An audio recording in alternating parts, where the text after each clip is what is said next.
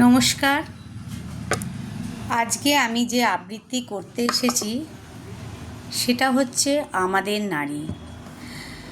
অনেক জায়গা এমনও আছে এখনও যেখানে হচ্ছে নারীরা খুব পীড়িত।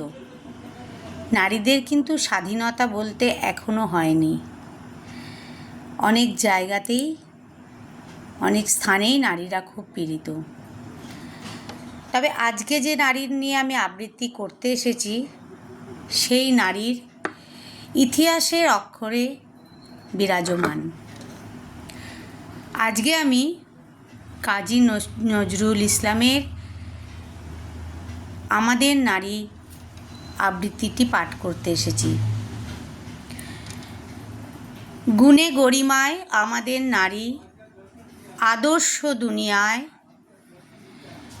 রূপে লাবণ্যে মাধুরী ও শ্রীতে হুরি পরিলাজ পায়।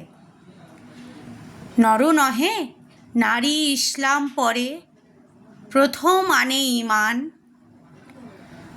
আম্মা খাদিজা জগতে সর্বপ্রথম মুসলমান।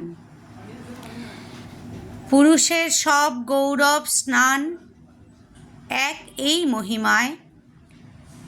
নবী নন্দিনী ফাতেমা মোদের সতী নারীদের রানী।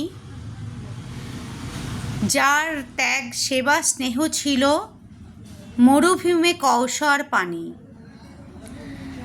যার গুণ গাথা ঘরে ঘরে প্রতি নরনারী আজও গায়। রহিমার মতো মহিমা কাহার, তার সমসতী কেবা। নারী নয় যেন মূর্তি ধরিয়া, এসেছিল প্রতি সেবা।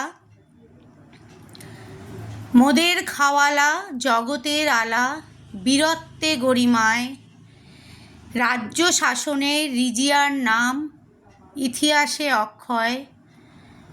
শৌর্যে সাহসে চাঁদ সুলতানা বিশ্বের বিস্ময়। জেবুন নেশার তুলনায় কোথায় জ্ঞানে তপস্যার। 12 বছরের বালিকা লায়লা ও হাবিব দলপতি। মোদের সাকিনা জাহানারা যেন ধৈর্য মূর্তিমতী। সে গৌরবের গোর হয়ে গেছে আঁধারের বোরকায়। আধার হেরেমে বন্দিনী হলো সহসা আলোর মেয়ে। সেই দিন হতে ইসলাম গেল গ্লানির কান্তিতে ছেয়ে।